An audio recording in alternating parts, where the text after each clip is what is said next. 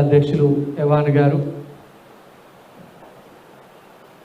పెద్దలు INTUC chairman జిల్లా Munigala nursing గారు,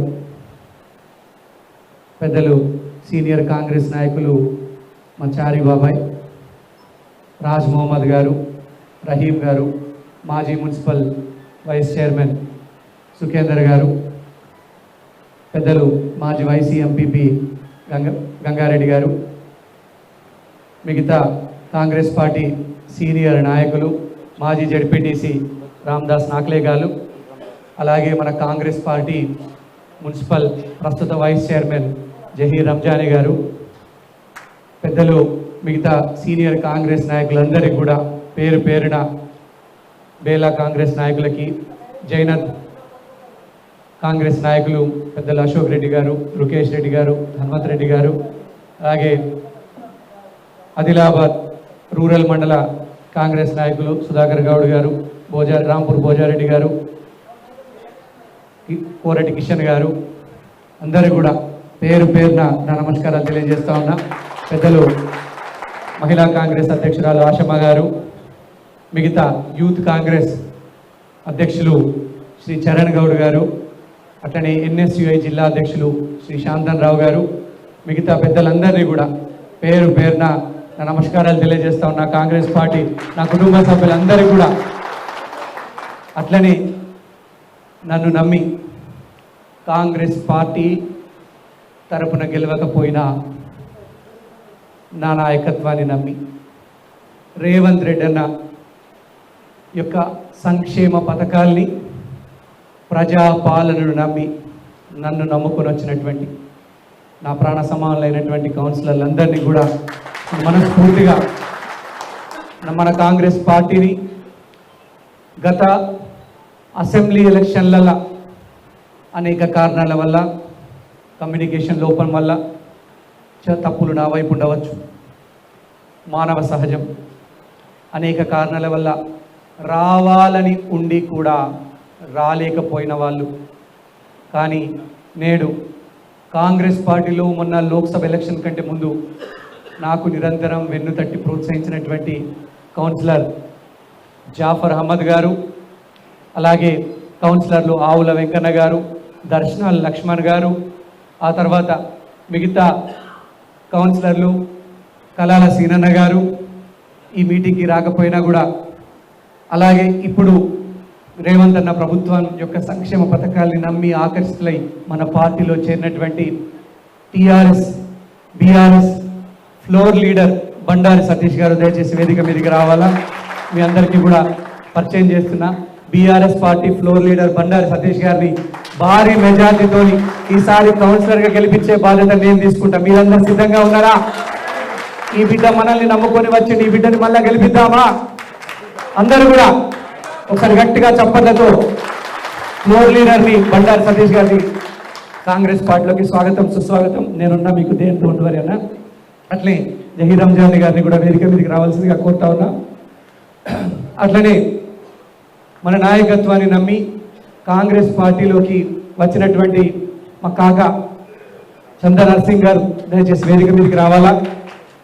జాఫర్ అహ్మద్ గారు వేదిక మీదకి రావాలా. అట్లనే నన్ను నమ్మి ఆవుల వెంకన్న గారు కౌన్సిలర్ గారు వేదిక మీదకి రావాలా.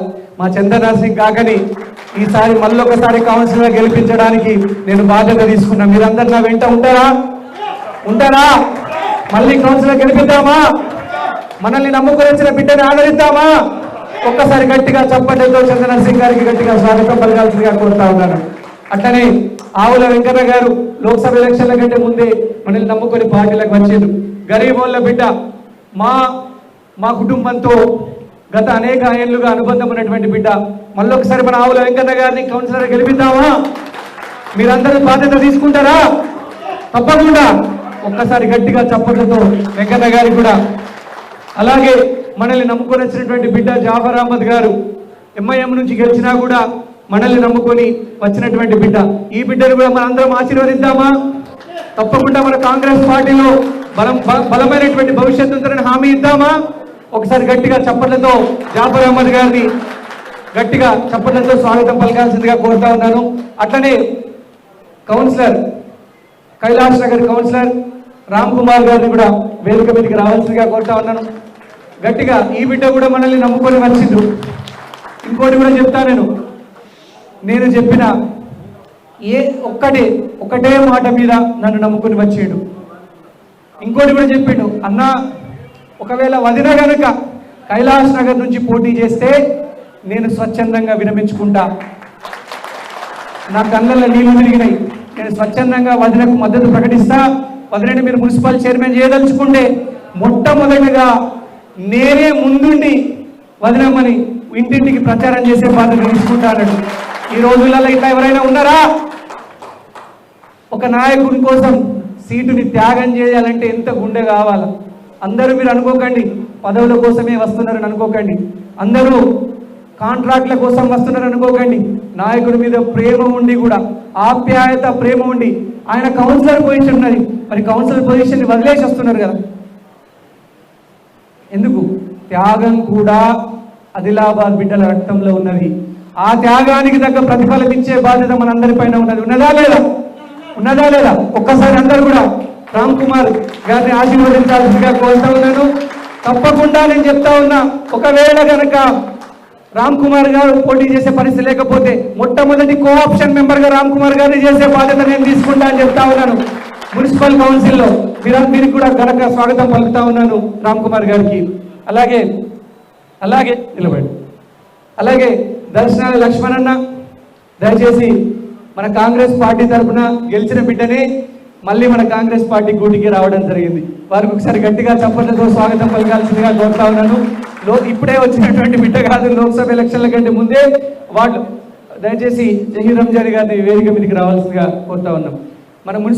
మన కాంగ్రెస్ పార్టీ లోక్సభ ఎలక్షన్లలో మనకు అద్భుతమైనటువంటి ఓట్లు వేయించినటువంటి దర్శన లక్ష్మణ్ గారు, డాక్టర్ గారు, మనకు ఒక బలమైన సామాజిక వర్గాన్ని ప్రాతినిధ్యం చేస్తున్నటువంటి మళ్ళొకసారి లక్ష్మణ్ గారిని కౌన్సిలర్ గా గెలిపించే బాధ్యత తీసుకున్నాం మనమందరం కూడా.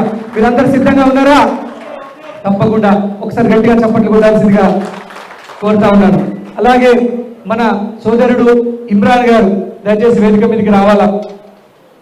సోదరుడు ఇమ్రాన్ గారు నా ఒక్క మాట మీద కాంగ్రెస్ పార్టీలో చేరడానికి ముందుకు వచ్చిండు. ఒకటే మాట మీద కాంగ్రెస్ పార్టీలో చేరి కండువా కట్టుకున్నాడు. సోదరుడు ఇమ్రాన్ ని కూడా కౌన్సిలర్ గా గెలిపిస్తాను నేను మాట ఇచ్చిన. తప్పకుండా గెలిపిద్దామా వద్దా? కాంగ్రెస్ పార్టీ తరఫున కౌన్సిలర్ గెలిపిద్దామా ఇమ్రాన్ తమ్ముని? మీ అందరి ఆశీర్వాదంతో, అక్కడ ఉన్నటువంటి వార్డు సభ్యుల ఆశీర్వాదంతో కూడా తమ్ముడు ఇమ్రాన్ ని కౌన్సిలర్ గెలిపించుకుందాం. మనల్ని నమ్ముకొని వచ్చిన వాళ్ళు ఎవరైనా కూడా మన బిడ్డలే. మనం గుండెల్లో పెట్టి చూసుకుందాం, మన బిడ్డల్లాగా చూసుకుందాం. కాంగ్రెస్ పార్టీ గుండె పెద్దది, కాంగ్రెస్ పార్టీలో అందరూ ఇమిడిపోతారు. కాబట్టి ఇమ్రాన్ తమ్ముని కూడా గట్టిగా చప్పట్లు కొట్టాల్సిందిగా నేను అందరినీ కూడా కోరుతా ఉన్నాను. అట్లనే మన భూమన్న గారు గూడెల జంగాల నుంచి నా కోసం ఒక్క పిలిపిస్తే నన్ను నమ్ముకొని వచ్చినటువంటి బూడిగ జంగాలు అత్యంత నిరుపేద కుటుంబం నుంచి వచ్చి ఒకటే మాట మీద కాంగ్రెస్ పార్టీలోకి రా అన్న, నేను నిన్ను కాపాడుకుంటానంటే కనుక వచ్చినటువంటి వ్యక్తి మన కౌన్సిలర్ బొమ్మన్న గారు. బొమ్మన్న గారిని కూడా మళ్ళీ ఒకసారి కౌన్సిలర్ గెలిపించుకునే బాధ్యత మనం తీసుకుందామా వద్దా? తీసుకుందామా? మీరందరూ పద్ధతిగా నిలుస్తారా? తప్పకుండా. బూడిగ జంగాల ఒక నిరుపేద కుటుంబం, ఒక్కోళ్ళకు ఒక గుంట భూమి ఉండదు. అటువంటి స్థాయి నుంచి కౌన్సిలర్ స్థాయికి ఎదిగినటువంటి బొమ్మన్న గారి జీవనం ఒక స్ఫూర్తిదాయకం మనందరికీ. వారికి ఒకసారి గట్టిగా చప్పట్లతో స్వాగతం పలకాల్సిందిగా కోరుతా ఉన్నాం. అట్లనే ఇట్లా అనేక మంది మన కాంగ్రెస్ పార్టీలో మన కుటుంబం పెద్దదవుతున్నది. మళ్ళీ ఇంకోటి గుర్తుపెట్టుకోండి, సర్పంచులు మీరే, ఎంపీటీసీలు మీరే, జడ్పీటీసీలు మీరే, మండలాధ్యక్షులు మీరే, జిల్లా పరిషత్ జడ్పీటీసీలు, ఉపమండలాధ్యక్షులు మీరే. సో ఒక్కటే గుర్తుపెట్టుకోండి, కాంగ్రెస్ పార్టీ అమ్మ లాంటిది, కన్నతల్లి లాంటిది. అటువంటి పార్టీ కనుక బతికితే మరింత మందికి, నిరుపేదలకి మనం సేవ చేసేటువంటి అవకాశాన్ని పొందిన వాళ్ళం అవుతాం. అవునా కాదా? వాళ్ళందరినీ కూడా కాపాడుకోవాలంటే కాంగ్రెస్ పార్టీని ఇప్పుడు సపోజ్ బేల మండలం తీసుకుంటే రామ్దాస్ నాక్లే గారు, విలాస్ పాటిల్ గారు, సంజయ్ గుండావార్ గారు, వచ్చిందా సంజయ్ గుండావార్ గారు, ఆ తర్వాత విలాస్ పాటిల్ గారు, వామన్ వాంగడే గారు, ఇలాంటి ఎంతో మంది పెద్దలు రూపేష్ గారు ఇలాంటి ఎంతో మంది కాంగ్రెస్ పార్టీ కార్యకర్తలు బేల మండలంలో పార్టీని కాపాడుకుంటూ వచ్చారు. అట్లనే ఆదిలాబాదు పట్టణంలో ఎవరు మభ్యపెట్టినా కూడా పార్టీ చేంజ్ కాకుండా కాంగ్రెస్ పార్టీని పట్టుకొని ఉన్నటువంటి మా సంటికాక లాంటి వాళ్ళు ఉన్నారు. ఒక్కసారి సంటికాక అందరికి గట్టిగా చప్పట్లు కొట్టండి. అలా కాంగ్రెస్ పార్టీ అందరినీ ఇమిడ్చుకునేటువంటి పార్టీ, అందరినీ గొప్ప మనసుతో చేరదీసేటువంటి పార్టీ. ఒకటి గుర్తుపెట్టుకోండి, మీ బిడ్డగా నేను ఒకటే మాట చెప్పిన, ఆదిలాబాద్లో ఏ పనులైనా కార్యకర్తలకు అప్పచెప్పే పనులు మేము కార్యకర్తలకే ఇస్తాం. ఎన్ఆర్ఈజీఎస్ పనులు ఏ కాంట్రాక్టర్ అయినా రంగంలోకి దిగిండా ఊళ్ళ ప్రజలకి అప్పచెప్పినామా లేదా? ఎన్ఆర్ఈజీఎస్ నిధులు కానీ ఏవైనా కానీ కార్యకర్తల్ని కాపాడుకునేటువంటి పార్టీ కాంగ్రెస్ పార్టీ.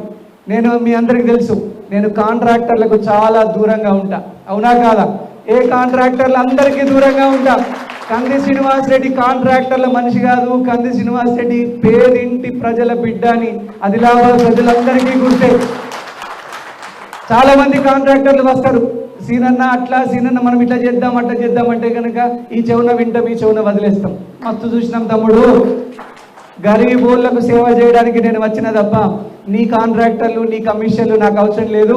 కాంగ్రెస్ పార్టీని ఆదిలాబాద్లో 77,000 ఓట్ల స్థాయికి తీసుకెళ్ళగలిగినామంటే ఈ నిజాయితీ వల్లనే, మీ ప్రేమ వల్లనే, మీ అభిమానం వల్లనే కాంగ్రెస్ పార్టీ బలోపేతం కోసం వచ్చిన వాళ్ళే వీళ్ళంతా తప్ప మన వాళ్ళందరినీ కూడా ఒకటి గుర్తుపెట్టుకోవాలి. ఏ కాంగ్రెస్ పార్టీకి మున్సిపాలిటీలో 4 సీట్లు వచ్చినాయో 2020 మున్సిపల్ ఎలక్షన్లో మనకు 4 సీట్లు వచ్చినాయి. ఆ 5 సీట్లు వచ్చినాయి. ఆ 4-5 సీట్ల నుంచి ఈసారి 49లో 40 సీట్లకు పైగా కాంగ్రెస్ పార్టీ జెండా ఎగరేసే బాధ్యత మనందరిది. మనమందరం కూడా బాధ్యత తీసుకోవాలా. మున్సిపాలిటీ గడ్డ మీద మన కాంగ్రెస్ పార్టీ జెండా ఎగరేయాల. ఎన్నో సంవత్సరాలైంది. దిగంబర్ రావు పాటిల్ గారి తర్వాత మున్సిపల్ చైర్మన్ కాంగ్రెస్ పార్టీ బిడ్డ కాలేదు. మళ్ళా నేను చెప్తున్నా, కాంగ్రెస్ పార్టీ గరీబోళ్ళ పార్టీ, పేదల పార్టీ అని మనం నిరూపించుకోగలగాల. ఇష్టారాజ్యంగా గత ప్రభుత్వం 10 సంవత్సరాలలో బీఆర్ఎస్లో ఉన్నటువంటి వ్యక్తులు, జోగు రామన్న గారు విపరీతమైనటువంటి బంధు ప్రీతిని, అవినీతిని ప్రోత్సహించి ఎక్కడికక్కడ పేదింటి ప్రజల యొక్క కూడుని గుంజుకోవడానికి ప్రయత్నం చేశారు. కాంగ్రెస్ ప్రభుత్వం వచ్చినాక 2 లక్షల రూపాయల రుణమాఫీని చేసినటువంటి దమ్ము ఎవరికైనా ఉండనా? రాజశేఖర్ రెడ్డి గారు ఎప్పుడో వైఎస్ గారు బతుకున్నప్పుడు 2007లో జరిగింది. అప్పుడు మన యూపీఏ గవర్నమెంట్ కేంద్రంలో అధికారంలో ఉండే. కానీ ఇప్పుడు 2 లక్షల రుణమాఫీ కేవలం రాష్ట్ర ప్రభుత్వం సొంత నిధులతో చేపడుతున్నటువంటి ముఖ్యమంత్రి రేవంత్ రెడ్డి గారు ఇంకా 100 సంవత్సరాలైనా కూడా పేద ప్రజల గుండెల్లా, రైతుల గుండెల్లా నిలిచిపోయేటువంటి అద్భుతమైనటువంటి ఘట్టం ఆవిష్కరింపబడతా ఉన్నది. ఏ రోజు మీకు అందరికి గుర్తు కదా, 2 లక్షల రుణమాఫీ ఏ రోజు 15 ఆగస్టు రోజు. ఏ రోజు 15 ఆగస్టు రోజు కాంగ్రెస్ పార్టీ తరఫున కొన్ని వేలాది కోట్ల రూపాయలు ఖర్చు చేసి గౌరవనీయులు ముఖ్యమంత్రి గారు రైతు రుణమాఫీ చేయబోతా ఉన్నారు. ఒక్కటి గుర్తుపెట్టుకోండి, ఇది ఒక చారిత్రాత్మక ఘట్టం అవుతుంది. మన మధ్యలో కాంగ్రెస్ పార్టీ అనేది నిరంతరం ప్రవహించే జీవనది, అనేక మంది నాయకుల్ని తయారు చేసేటువంటి ఫ్యాక్టరీ, అనేక మంది నాయకుల్ని కాపాడుకునేటువంటి ఫ్యాక్టరీ. ఈసారి 49 వార్డులల్లో 40 వార్డులు కాంగ్రెస్ పార్టీ గెలవబోతా ఉన్నది. ఇది తట్టుకొని ప్రజలే, ఇది తట్టుకొని మనుషులే మన మీద విషం చిమ్ముతా ఉన్నారు. ఈరోజు మీకు అర్థమైంది కదా ఎంత దిగజారుడు స్థాయికి దిగజారిందంటే. నేను మీ అందరికీ ఏం చెప్పిన, 2.5 సంవత్సరాలు చెప్తా ఉన్నా, పాయల్ శంకరు, జోగు రామన్న ఇద్దరు ఒకటే. ఇప్పుడు మున్సిపాలిటీ మీద అవిశ్వాస తీర్మానం పెట్టినప్పుడు ఎవరెవరు సంతకాలు చేసిండ్రో తెలుసా? మొత్తం బీజేపీ కౌన్సిలర్లు, జోగు రామన్ ఎన్నుకున్నటువంటి మంది బీఆర్ఎస్ కౌన్సిలర్లు ఇద్దరు కలిసి సంతకం పెట్టారు. ఒక మైనారిటీ బిడ్డను, ఒక గరీబోళ్ళ బిడ్డను, జై రంజాని గారు ఒకసారి వేదిక మీదకి రమ్మని చెప్పండి. ఒక మైనారిటీ బిడ్డను ఫోన్ చేసి రమ్మనండి. ఒక గరీబోళ్ళ బిడ్డను, మైనారిటీ బిడ్డను మున్సిపల్ చైర్మన్ నుంచి దించడానికి జోగు రామన్న ఒక పాపం పని చేస్తూ ఉన్నాడు. ఇంకెందుకు జోగు రామన్న ప్రజలు చీగొట్టి ఆదిలాబాద్ పట్టణంలో 45,000 ఓట్లు కాంగ్రెస్ పార్టీ సాధించింది. బీఆర్ఎస్కి వచ్చినాయి ఎన్ని తెలుసా? ఎన్ని వచ్చినాయి? 4,000 వచ్చినాయి. బండ్లు ఓడలు బండ్లు అయితాయా కావా? గల్లా ఎగరేసుకొని రోములని ఛాతి పెట్టి ప్రజలకు గండరని తొడ కొట్టినటువంటి వాళ్ళు ఏమైంది ప్రజాగ్రహంలో కొట్టుకుపోయాడు. ఈ బిడ్డని మైనారిటీ సోదరుడు ఈ బిడ్డని మున్సిపాలిటీ పీఠం మీద నుంచి దించేయాలని జోగురామన్న కంకణం కట్టుకున్నాడు. అది కూడా బీజేపీ మద్దతుతోని. షబాజ్ జోగురామన్న ఏం చేసిండు తెలుసా? జోగురామన్న ఏ రోజైతే అవిశ్వాస తీర్మానం ప్రవేశపెట్టిండో అదే రోజు జోగురామన్న మంచిగా దుకాణంలోకి పోయి ఒక ఉంటాడు కలుసుకున్నాడు. ఇక రేపు వేసుకుంటాడు, 18వ తారీఖు నాడు ఉరితాడు. జోగు రామన్న జహీర్ రంజానీ గారిని నువ్వు గనక పీఠం మీదకి వెళ్ళి దించితే 40,000 ఓట్ల మైనార్టీ సోదరులందరూ కూడా 40,000 మంది నీకు గోరీ కట్టడం తప్పనిసరిగా జోగు రామన్నకు గోరీ కట్టి పొందబెట్టడానికి సిద్ధంగా ఉన్నారు, గుర్తుపెట్టుకోండి. అది బీజేపీ మద్దతుతో మైనార్టీ సోదరులకి మార్కెట్ కమిటీ చైర్మన్ ఉన్నదా? పాపం ప్రస్తుతం ఉన్నదా? ఉప మార్కెట్ కమిటీ చైర్మన్ ఉన్నదా? మండలాధ్యక్షులు ఉన్నారా? ఉపమండలాధ్యక్షులు ఉన్నారా? జడ్పీటీసీలు ఉన్నారా? వాళ్ళకు ఉన్నది ఒక్కడికి వైస్ చైర్మన్ పదవి. దీన్ని కూడా గుంజేసేందుకు ప్రయత్నం చేస్తున్నాడు జోగురామన్. అంటే ఇక అర్థం చేసుకోండి. తప్ప 40,000 ఓట్లు, దాదాపు 1,00,000కు పైగా జనాభా ఉన్నటువంటి ప్రజలు ఒక్క చిన్న పదవి చూసి ఓర్చుకోలేకపోతున్నాడంటే మరి జోగురామన్న నీ రాజకీయ జీవితానికి నువ్వు గోరీ కట్టుకుంటున్నావు, ఉరితాడు తెచ్చుకున్నావు, సంతకాలు విడిపించుకున్నావు. 18వ తారీఖు నాడు ప్రజలు నీకు ఉరేసుడు ఖాయం. ఇంకా నువ్వు ఆదిలాబాద్ రాజకీయాలను నువ్వు కనిపించవు జోగురామన్న. ఏ బీజేపీతోనైతే నువ్వు సంతకాలు పెట్టించి ఒకటే పేపర్ మీద బీజేపీ కౌన్సిలర్లు బీఆర్ఎస్ కౌన్సిలర్లు కలిసి సంతకం పెట్టి జోగురామన్న అవి సంతకాలు కావు, నీ మరణ శాసనము, death sentence. It's a death sentence to Jogu Ramanna. Jogu Ramanna గారు లైవ్లో చూస్తుంటే మీ మరణ శాసనం మీరే రాసుకున్నారు. లైట్ కూడా వచ్చినది. గుర్తుపెట్టుకోండి జోగురామన్న, కాలం ఎప్పుడు ఒకటే తీరుండదు. మంత్రి పదవి చేసినావు, 4 సార్లు ఎమ్మెల్యే చేసినావు. ఈ బిడ్డను దించేస్తే నీకేమొస్తుంది? ఏమొస్తుంది జోగురామన్న నీకు? ఇదే నీ పాపపు మాటలు గనక నిజంగానే మా జహీర్ భాయ్ని పిలిచి జహీర్ రంజానీ గారు వైస్ చైర్మన్ పదవికి రాజీనామా చేయండి అని 10 మంది ముంగాట నువ్వు ఒక్కరిని పిలిచి అడిగి ఉంటే నీ మొఖాన కొట్టి రాజీనామాని మొఖాన కొట్టి అతితోటి బిడ్డ. దానికోసం బీజేపీతో అక్రమ సంబంధం కలుపుకొని, బీజేపీ కౌన్సిలర్లు కలుపుకొని, బీఆర్ఎస్ కౌన్సిలర్లు ఇద్దరు కలిసి ఒక మైనారిటీ బిడ్డను గద్దె దించితే గనక సోదరులు ఊరుకుంటారు. వాళ్ళకు ఉన్నదే ఒక పదవి. మన మెజారిటీ వర్గాలు అన్ని పదవులు తీసుకుంటున్నాం కదా, ఈ పదవి కూడా బతకనియద్దాలని. ఇది కూడా నోటికాడి కూడా లాక్కుందామా? ఇది కూడా బతకద్దాలు. ఇప్పటికే వాడు పాయల్ శంకర్ పిస వేసుకుంటా రోడ్ల మీద పండ్లు అమ్ముకునేటోళ్ళు, పువ్వులు అమ్ముకునేటోళ్ళు, जो फूल बेचता है, जो फल बेचता, उनको भी उसका जीवन వాళ్ళ నోటి కాడి కూడి గుంజుకుందామని ప్రయత్నం చేస్తా ఉంది. ఏమిరా పాయల్ శంకర్, గింత బతికి పేదోళ్ళ పొట్ట కొడితే కనుక నీకు రేపు తిండి ఎట్లా పోతుంది? మన అందరిలో ఉన్నది ఒకటే రక్తం, అందరం ఒకటే, అవునా? భారతదేశమే గంగా జమున తహజీబ్తోని 1000 ఏళ్ళ నుంచి హిందువులు, ముస్లింలు, సిక్కులు, మైనారిటీలు, ఇసాయిలు అందరం కలిసిమెలిసి ఉన్నటువంటి ఈ సంస్కృతిని చెడగొట్టడం జోగు రామన్న గారు, పాయల్ శంకర్ గారు, ఇది మీకు మాత్రమే సాధ్యమైంది. కానీ ఆదిలాబాద్ ప్రజలు ఏ ఎన్నికైనా, ఏ ప్లాట్ఫామ్ అయినా, ఏ వేదికైనా మీకు సరైనటువంటి బుద్ధి చెప్పడానికి తయారుగా ఉన్నారు. కంది శ్రీనివాసరెడ్డి ఇన్ని రోజులు మీరు అవిశ్వాసం పెట్టినప్పటి నుంచి ఖాళీగా ఉన్నారనుకుంటున్నారేమో బిడ్డ. మీ మరణ శాసనం మీరే రాసుకొని ఉంటే, మీ తల నువ్వే చెప్పుకుంటా అంటే ఇంకా నేనేం చేస్తా? జోగురామన తల జోగురామనే నరుక్కుంటా అంటున్నాడు.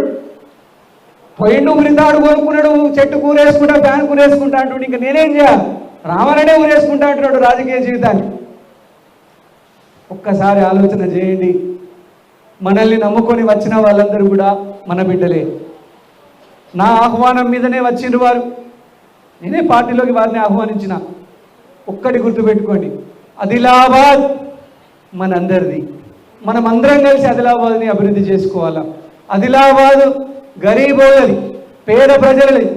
ఆదిలాబాద్ మీలాంటి దొరలది కాదు.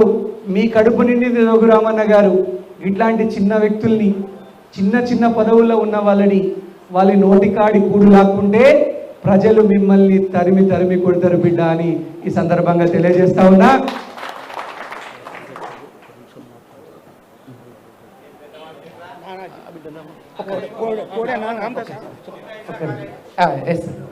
అలాగే మీ అందరికి కూడా నేను చెప్పదలుచుకున్న, గత ఈ అవిశ్వాస తీర్మానం తర్వాత 18వ తారీఖు నాడు అవిశ్వాస తీర్మానం అయిన తర్వాత, ఈ అవిశ్వాస తీర్మానం తర్వాత 18వ తారీఖు నాడు అవిశ్వాస తీర్మానం అయిన తర్వాత ఆదిలాబాద్ ప్రజలకి పాలేవో నీళ్ళేవో తెలిసిపోతుంది. ఎవరు పేద ప్రజలకి, గరీబోళ్ళకి అన్యాయం చేస్తున్నారు, ఎవరిది అక్రమ సంబంధం, ఎవరిది చీకటి సంబంధం, ఎవరు ప్రజల్ని ఇన్ని రోజులుగా దాగుడు మూతలు ఆడుకుంటూ ప్రజల్ని మోసం చేసిండ్రో నేను ఎప్పుడు చెప్పినా మీకు. నేను బహిరంగంగా మీ అందరికి చెప్పిన, జోగు రామన్న, పాయల్ శంకర్, బీజేపీ, బీఆర్ఎస్ ఒక్కటే అని. అవి నిజం కాబోతా ఉన్నాయి. ఇంకొకటి కూడా మీకు బహిరంగంగా నేను చెప్తా ఉన్నా, జోగు రామన్న గారు తట్టా బుట్ట సర్దుకుంటుండట బీజేపీ పార్టీలోకి పోవాలని. రాష్ట్రంలో రేవంత్ రెడ్డి అన్న రాణిస్తలేడు. అర్థమైందా? పుట్టెడు అవినీతి పనులు చేసిన వ్యక్తి రాణిస్తలేడు. దాంతో కేంద్రం అధికారంలో ఉన్నటువంటి బీజేపీ కాపాడుతుంది. ఇప్పుడు జోగురాం మీకు ఇప్పుడు అర్థమైందా? ఒక మైనారిటీ సోదరుని తీసుకొని బలిపీఠం మీద పెట్టిండి. ఎందుకు చెప్పన్నా? ఎప్పుడైనా కానీ ఈయన బీజేపీ వైపు మొగ్గు చూపుతాడట, బీజేపీలో జాయిన్ అవుతాడట. ఇది నేనంటున్న మాట కాదు, ఆదిలాబాద్లో ప్రజలు అంటున్నటువంటి మాట. సో ఒక్కటి గుర్తుపెట్టుకోండి, రేపు ఏ ఎలక్షన్ జరిగినా మనకు బీజేపీకే పోరాటం ఉంటుంది. బీఆర్ఎస్ అనేది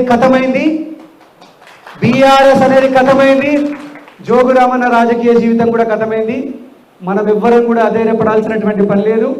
తప్పకుండా మనం కాంగ్రెస్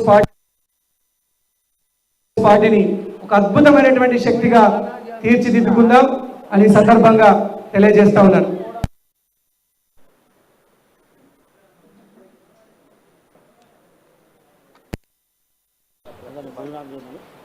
అలాగే ఈరోజు మీరందరూ, నేను ఈ గత 2 వారాలుగా జపాన్ దేశంలో మనకు ఒక ఐటీ ప్రాజెక్ట్, సింగపూర్, జపాన్ ఈ 2 దేశాలలో మనకు ఒక ఇన్ఫర్మేషన్ టెక్నాలజీ ప్రాజెక్ట్ వచ్చింది.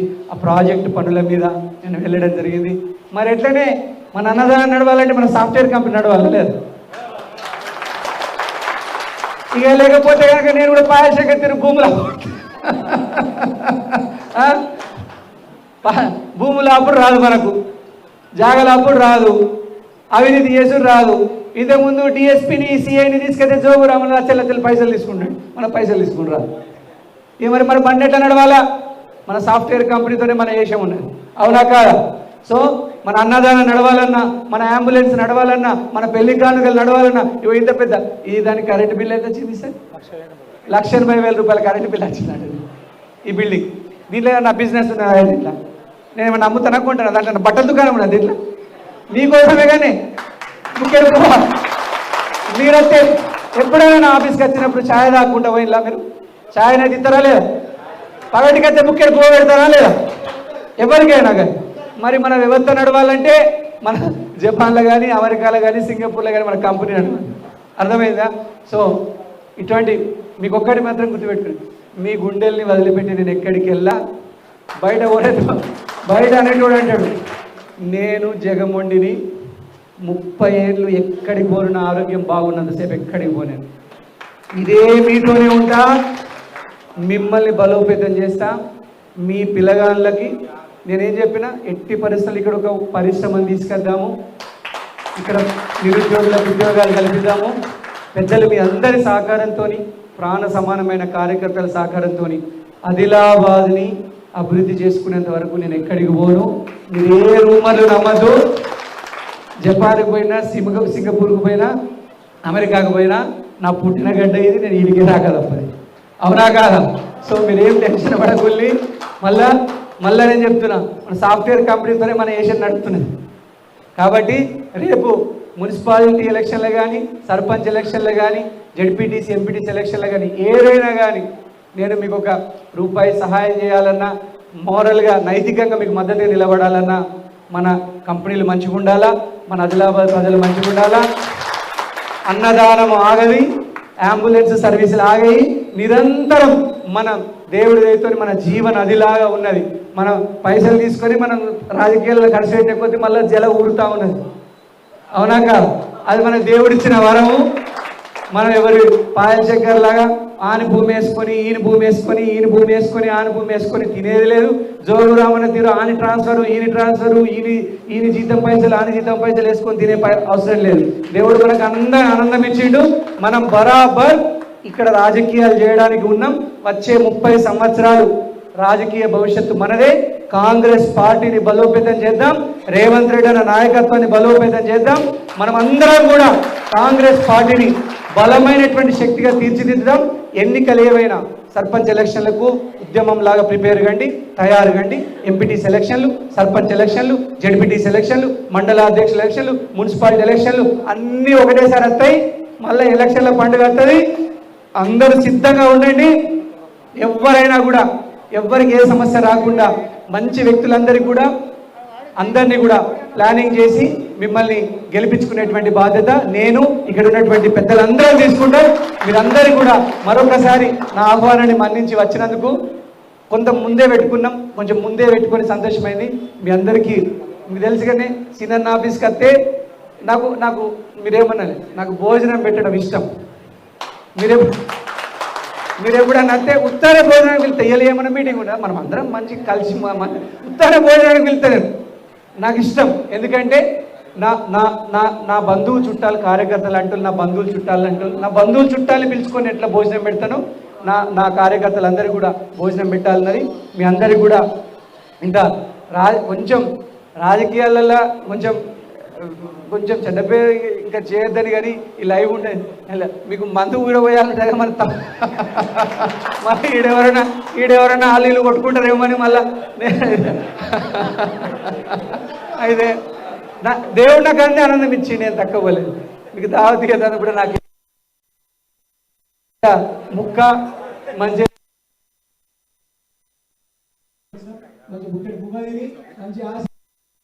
రెడ్డి అన్న కూడా ఆశీర్వాదం పెట్టి, నాకు కూడా ఆశీర్వాదం పెట్టి, నా బిడ్డలకు కూడా నా 4 సంవత్సరాల పాప, 1 సంవత్సరం కొడుకు, నా బిడ్డలకు కూడా, నాకు బిడ్డ కొడుకు కూడా ఆశీర్వాదం పెట్టిపోయింది.